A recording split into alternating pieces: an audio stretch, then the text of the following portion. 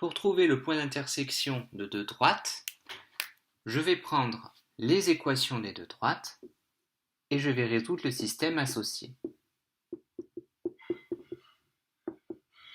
Donc le système formé des deux droites.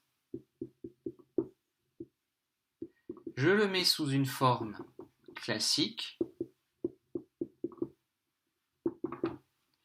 et je vais calculer un petit déterminant pour vérifier qu'il y a bien des solutions. Donc ça fois ce déterminant-là, donc en mettant tout simplement les coefficients du système dans l'ordre où ils apparaissent. Donc ça nous fait 2 fois 2, 4, moins 3 fois 5, moins 15. Donc ça nous fait 19. C'est bien différent de 0, le système a une solution. Et ensuite, je résous le système comme j'ai appris à le faire au chapitre d'avant. Donc, par exemple, ici, je vais utiliser la combinaison. Donc, je vais éliminer les x. Donc, celle-là, je vais multiplier par 5 et celle-là, je vais multiplier par 2. Ce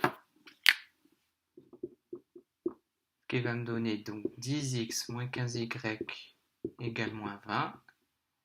En bas, 10x plus 4y égale 18. Donc, puisque j'élimine les x et que j'ai le même signe, je dois soustraire les deux équations. 10x moins 10x, ça s'en va. Moins 15 moins 4, ça fait moins 19y. Moins 20 moins 18, ça fait moins 38. Donc y vaut moins 38 sur moins 19, c'est-à-dire 2. Et ensuite, je remplace y dans une des deux équations, par exemple la première,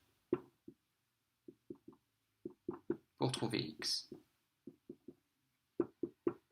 Ça fait donc 2x moins 3 fois 2 plus 4.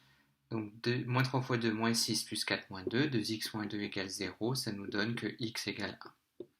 Donc, le point de coordonnées 1 et 2 est le point d'intersection des deux droites.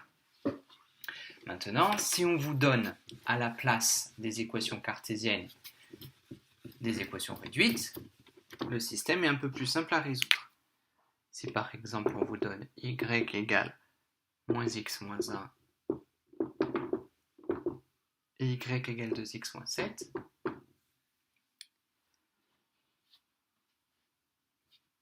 donc déjà premièrement, pour vérifier qu'il y a bien un point d'intersection, je n'ai qu'à regarder les coefficients directeurs. Donc là, ils sont différents, il y a bien une solution. Je résous le système formé des deux équations réduites. Mais ici, c'est beaucoup plus simple parce que étant donné que y est égal à ça et à ça, ça veut dire que les deux expressions en x sont égales. Donc j'ai qu'à résoudre en passant tout d'un côté. 3x égale moins 1 plus 7, donc 6. X égale 2. Et pour trouver y, je remplace x dans une des deux équations. Par exemple la première, ça fait donc moins 2, moins 1, moins 3. Donc le point de coordonnées 2 et moins 3 est le point d'intersection des deux droites.